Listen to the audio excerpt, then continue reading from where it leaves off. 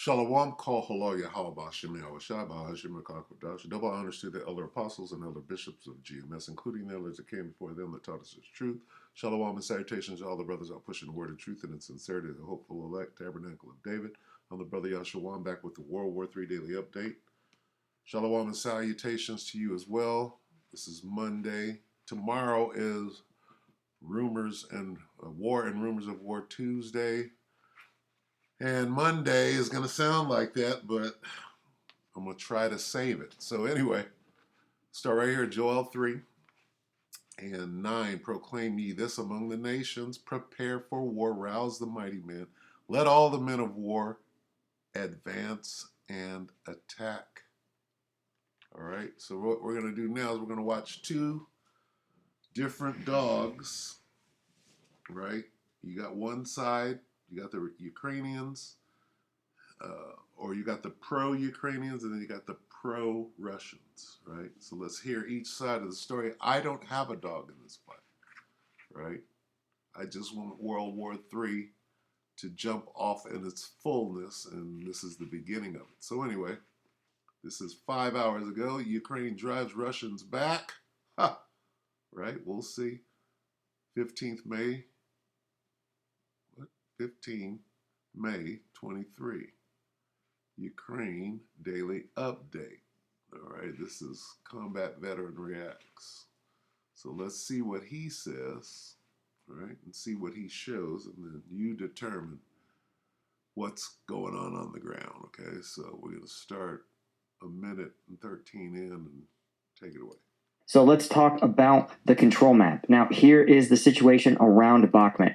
There's been a couple of interesting changes. First, if you look at the city center, you can see Wagner forces are continuing to advance, especially along this roadway here specifically. It's fairly apparent that Ukraine is not interested in pushing in the city center, the urban areas specifically. And the reason for that is that it's very tedious to fight in these urbanized areas. And it's much, much simpler to encircle an urban area and force your enemy to abandon their positions instead of trying to drive them out of each building, every room, every basement. It simply takes too long and gives the enemy too much opportunity to reposition their forces, to dig in, etc. So it makes sense that Ukraine is really just trying to stabilize this line along the urban part of Bakhmut. And what we're seeing instead is, of course, pushes both to the north and to the south. So near Berkiva, we can see that in the last 24 hours, right, we've seen Ukrainian forces push up along this northern front here, again, forcing Russian forces to withdraw along this reservoir. We also, when we look to the south, you can see that Russian forces, as we've talked about, have withdrawn from this forested salient. I thought we were talking about Bakhmut. All right. Now he went to the north and the south of Bakhmut. Salient. Again, they're under probably considerable Ukrainian pressure, so it makes sense that they're abandoning positions here. And this is a microcosm of the larger Bakhmut strategy, right? These Russian positions in this forest would be very hard to dislodge, right? A tank and other armored vehicles can't get through forest. It's harder to direct artillery. Wood, trees and other debris can help build very, very resilient trenches and shelters. It's just a tough fight, a tough nut to crack. And so to solve it, Ukrainian forces, again, forced this encirclement function, trying to cut off Russian forces in this forest. But before, of course, they could complete their encirclement, the threat of it caused Russian forces to withdraw from their positions. Okay, is this Bakhmut or is this a forest somewhere? Likely think this is, again, what's more important? Withdrawal. This is not Ukrainians fighting it out. And I think it's indicative of sort of the larger strategy that you're going to see here, bypassing urban centers and highly defensible positions in favor of open terrain and maneuver. And that is a pretty effective method. You can see here's Bakhmut way over here. Okay, and there's a city there, not a forest.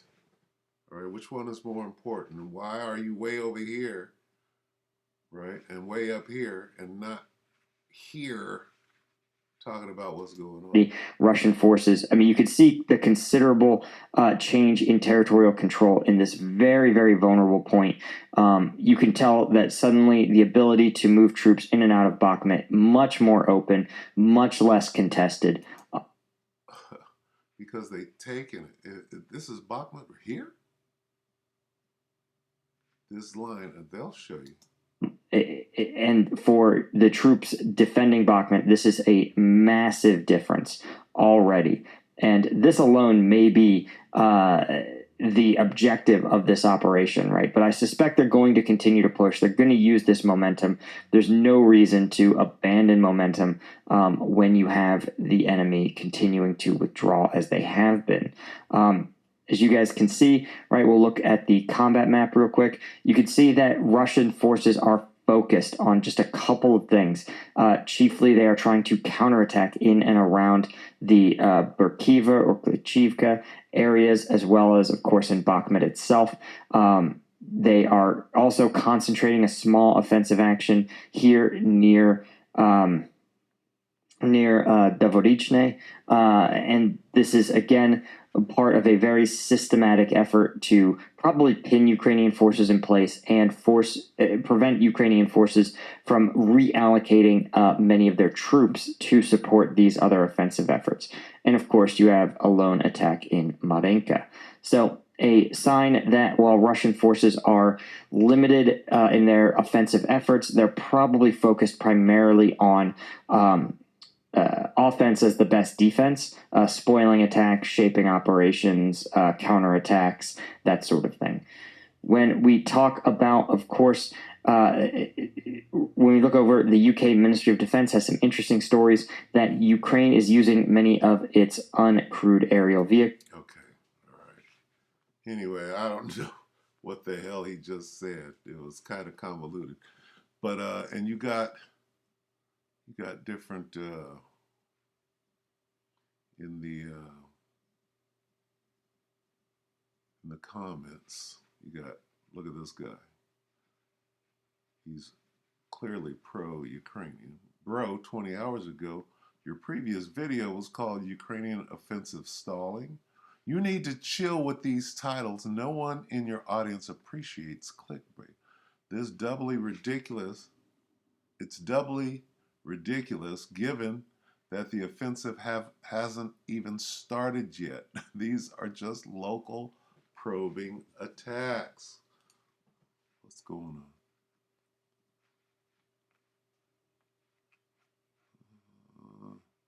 His audience is clearly pro-Ukraine, and his clickbait indicate exactly that. Dude is here to make some money on YouTube. By the way, calling yourself combat veteran these days is so telling.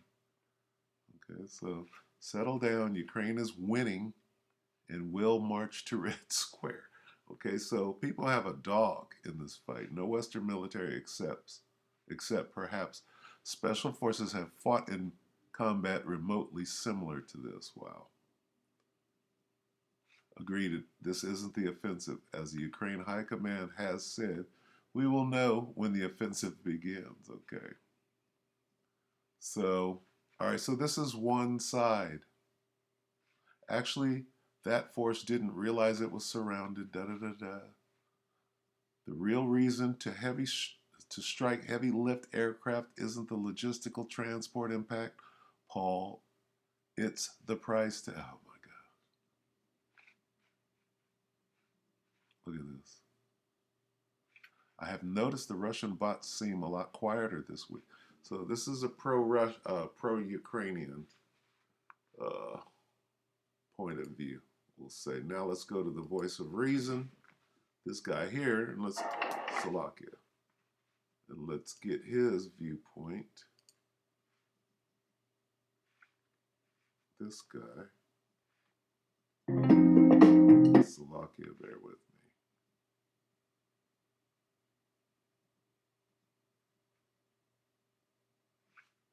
Okay, so stop that. How far back are we gonna go? He goes in, let's see. Let's Get him at the top. All right, so this is a Military and Foreign Affairs Network with the Voice of Reason. Battlefield Ukraine. Russia stops Ukrainian counterattack. A whole different view 4 hours ago. Let's hear his take on it and see what he can prove. Okay, go for it. So today we are continuing our ongoing coverage of the war between the Russian Federation and Ukraine. And as you can see on my map, it has been a clear-cut, irrefutable Ukrainian victory in the vicinity of Bakhmut. That's what I'm supposed to say. Most YouTube channels, content providers right now are, for all intents and purposes, required to announce nonstop Ukrainian victories. It is incredibly unpopular in a variety of circles to report accurately what is happening in the conflict. Now, I have had to go all the way back to February, before the Russians seized control of Bakhmut, to kind of give you this example. Now, when I say I'm trying to report this accurately, that is exactly what is happening. If the Ukrainian objective, and it was an objective, to maintain control of Bakhmut was not accomplished, then that would mean the Russians won. They achieved victory within the vicinity of Bakhmut. So again, here we are at the beginning of February, as Russian forces were on the outskirts of Bakhmut. The Ukrainian objective, massive amounts of Ukrainian forces were brought in to protect and defend Bakhmut from the Russians taking it over. This is what happened over the course of the next few months within the vicinity of Bakhmut. This is irrefutable. This is what happened. You cannot change that. This mapping system that I'm using is a pro-Ukrainian site. And I'm trying to be as impartial as possible. So let's look as the battles unfolded in this fairly dense urban environment that was Bakhmut to where we're at right now. Here we go. This may take a little bit, so be patient.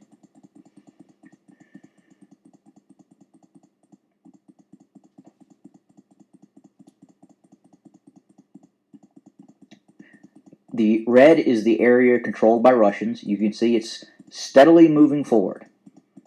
That means they are pushing back the Ukrainian defenders.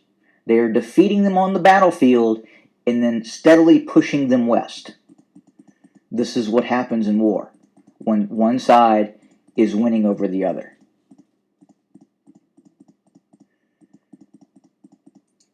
Now, this is not me making this up. This is what is happening on the ground. The historical record will show this ultimately. Okay? The Ukrainians are not winning in this area of the conflict. Now, right about now, we're thinking about this Ukrainian counteroffensive that's going to happen, which has not occurred.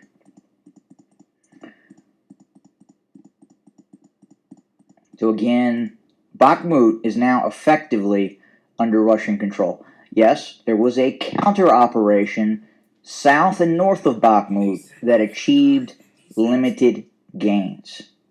It has not liberated Bakhmut. It has not pushed the Russians out of Bakhmut. It has gained territory in hundreds of meters south and north of Bakhmut. But again, the Russians, for all intents and purposes, are fully in control of Bakhmut. The only areas not disputed right now is essentially 4 apartment buildings on the far west outskirts of Bakhmut. The other areas are under the control, or there are continued battles taking place in these areas for the city of Bakhmut. And that's just what's happening. I get that for the Ukrainian sympathizer that is watching the channel, it is different than what you are hearing on other mainstream media outlets, because I'm not lying to you. I'm simply telling you the truth. I'm telling you what's happening on the ground as the Russians and the Ukrainians fight this war out. That's all I'm doing. And right now, you have a situation where the Russians are victorious in Bakhmut. Now, the Ukrainians are attempting limited counterattacks to the north and to the south, quite possibly to try to get the remaining forces of the Ukrainian military out of this Bakhmut pocket that has been created. Now, have the Russians sustained losses over the last few days? Yes, they have. There have been casualties on both sides. The Russians are reporting as much. What's interesting in this conflict, when you look at Western nation states, normally you would associate that with transparency. Democratic nation states, Western democratic nation states, tend to release information about what is happening to its soldiers on the battlefield. That's not what's happening in this conflict. It's very interesting to see that the United States, the Ukrainians, are being mum, being very tight-lipped about any successful Russian military operation. Any strike that the Russians conduct inside of Ukraine, and there are hundreds of them, against military and infrastructure targets, key infrastructure targets related to the continuation of the war. The Ukrainians do not talk about that. They do not announce it. They do not announce any form of casualties. Nothing is reported. Nothing. The only item that the Ukrainian state reports on is civilian casualties. That's it. And it's done in a manner that will achieve a political or propagandized goal. In some cases, creating a false narrative. The same activity that the Russians are conducting, the Ukrainians are conducting as well. The Ukrainians are hitting civilian targets. Now, is it being done with intent? Most likely not. We would see a lot far greater devastation if both sides were doing that. But for the most part, they're targeting troops on the battlefield that are dug into these civilian areas.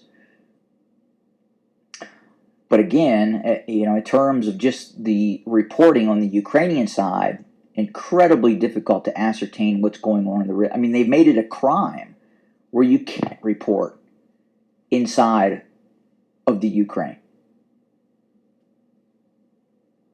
And I get pushed back about that too, calling the Ukraine the Ukraine. It is the Ukraine. It is the borderlands. I'm just not going to say borderlands. It's the borderlands. All right. Accept more types of. We'll go ahead and end it right there. So you see the difference, okay? And then there's something like Wagner. Let's see if we can get it. Will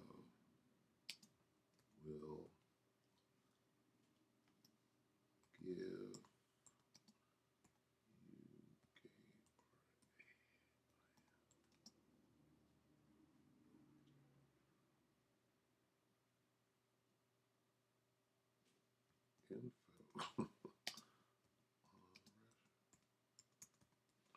I mean, this is rumors of war, but let me see. I saw something like this. Wagner chief offered to give Russian troop locations to Ukraine. What? Ukraine war. Wagner boss comments on Putin may have overstepped the line. That's 5 days ago. This is 3 hours. So, what is that? We'll go into that tomorrow. Let's let it build up a little bit. Wagner chief offered to give Russian troop locations to Ukraine. Huh? Okay. Wagner will give Ukraine info on Russia. You see where this thing is? We'll save that for tomorrow, which is Wars and Rumors of War Tuesday. So with that, we hope that let's just get one on the way out. Let's get Revelation. All of this is going to World War III. They haven't declared it. They might not declare it until the whole thing's over. Revelation 11 and 14, the second woe has passed. Behold, the third woe is coming shortly, all right? That woe is referring to World War II, World War III. With that, we hope that the elect ratified you, brothers and sisters, with that. Shalom.